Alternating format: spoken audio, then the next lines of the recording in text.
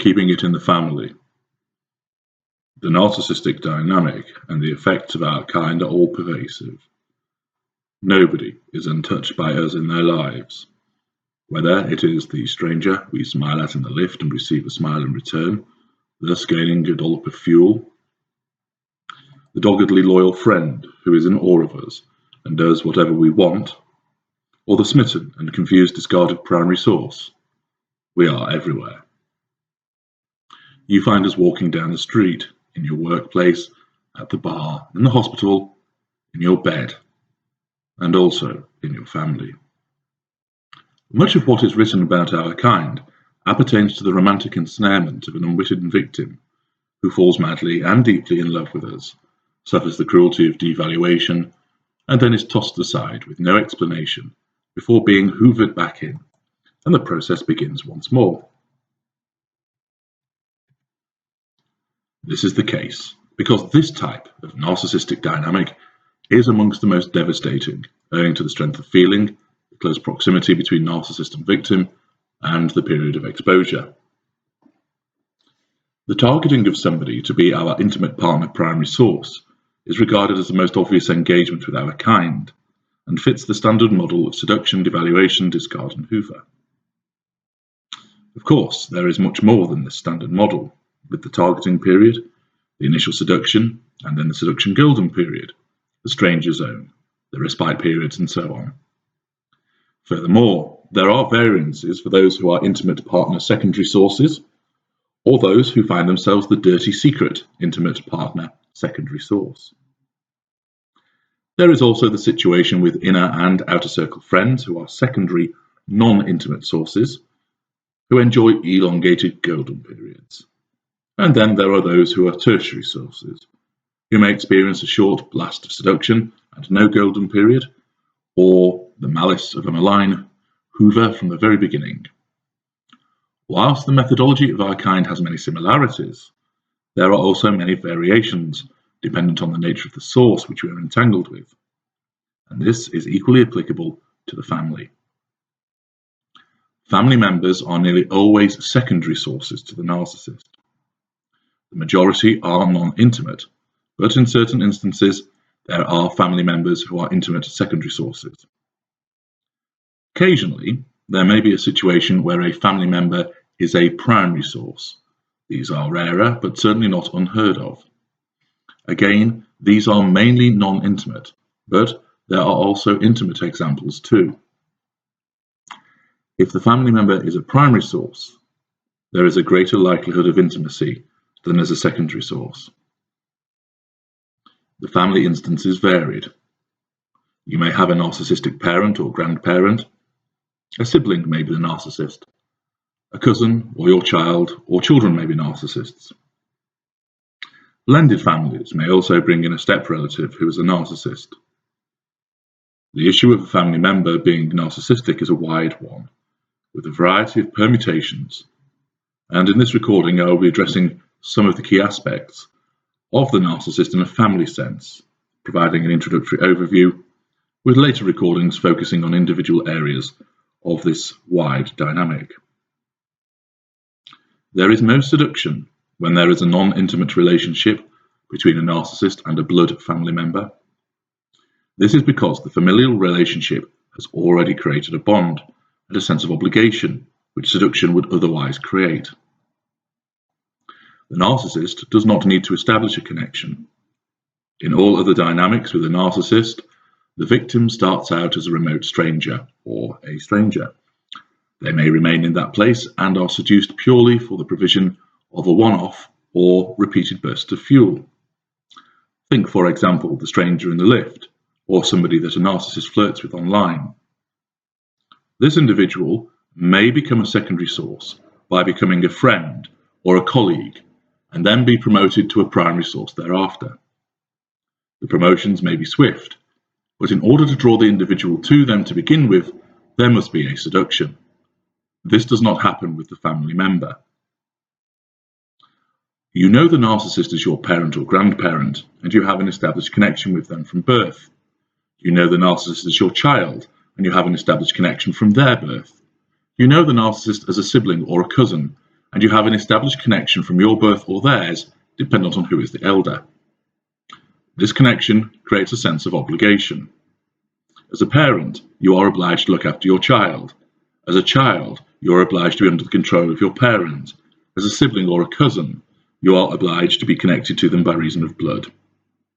Thus, the narcissist does not need to seduce the family member to create the bond. The bond has already been established by reason of being a family member. This saves us considerable work. The exception to this is where the narcissist wishes to elevate the source to an intimate secondary source or an intimate primary source, namely through the commission of incest, and invariably it is abusive in nature. For this to happen, the narcissist must engage in seduction to bring about the intimacy. This will involve manipulations to bring about this coercion, isolation from other family members, and external influences, and the clear use of incentives, and moreover threats, to ensure that the incestuous activity is kept hidden. The dynamic between a familial narcissist and his or her victim will fall into one of these categories. An elongated golden period where the victim is always treated well, akin to an inner circle secondary source. This is where the familial victim is treated as a secondary source. This individual will be accorded golden or favoured status. Thus a sibling will be the favourite, the child will be the golden child, a parent will be favoured over the other, a cousin will be seen as a favourite. The position of being golden or favourite is not an exclusive one. It is entirely permissible for the narcissist to have two cousins who are favoured, two siblings who are favoured, or a parent to have two golden children. What there must always be, when there is one or more relative who is favoured or golden, there has to be a scapegoat relative as well, who is of equal rank.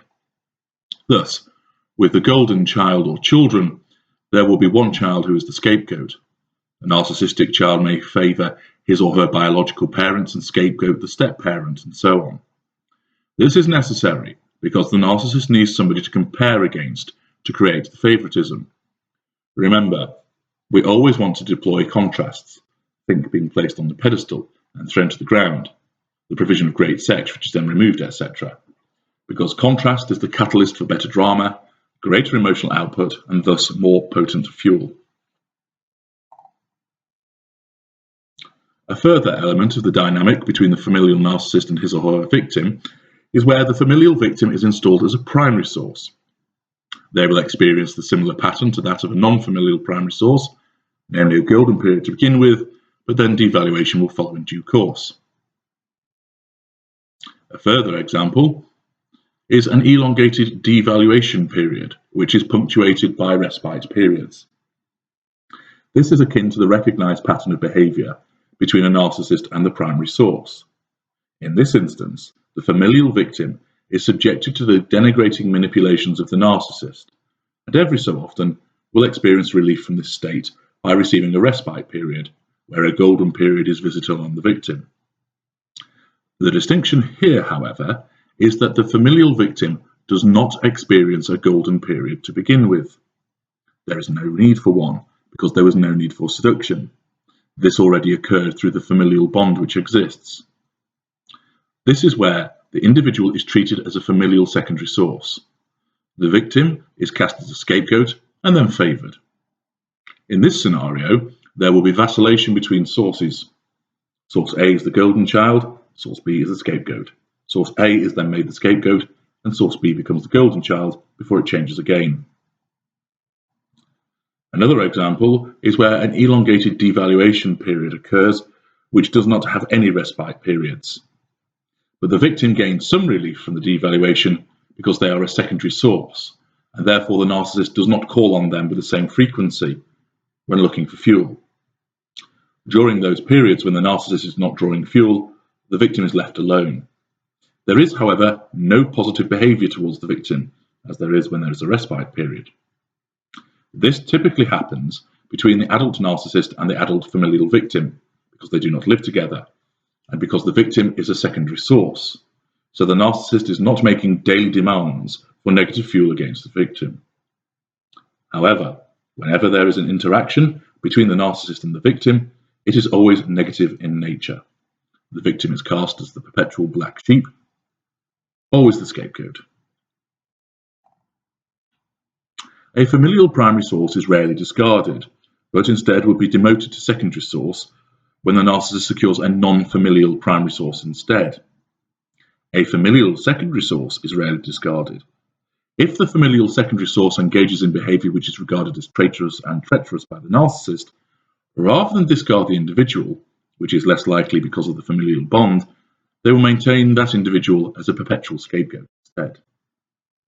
If a familial primary or secondary source tries to escape the narcissist, then there will be hoovers using the familial dynamic. Other family members will readily become compliant as lieutenants in order to draw the individual back under the narcissist's control. Escape is usually much harder for the victim because the existing familial bond is especially burdensome to the victim in terms of guilt, wanting to help, and having a sense of obligation towards their relative. It is one thing to escape an abusive partner. It is yet another to decide that you want nothing to do with your parents anymore. Narcissists utilize familial lieutenants regularly, and it is very rare to find a narcissist without one. This might be the other parent where the child is a narcissist, or if one of the parents is a narcissist, it may well be a sibling, especially if they are afforded golden child status, who is used and triangulated with the scapegoated victim. Family members are almost always significant members of the facade. This is because they are in denial as to the behavior of the member of the family, unable to accept that a blood relation would act in such a manner. They prefer not to confront the behavior, and they would rather dilute its effect and minimize it instead. These are just some of the key elements of a familial narcissistic dynamic, and various elements and strands of this will be detailed and focused on in further work.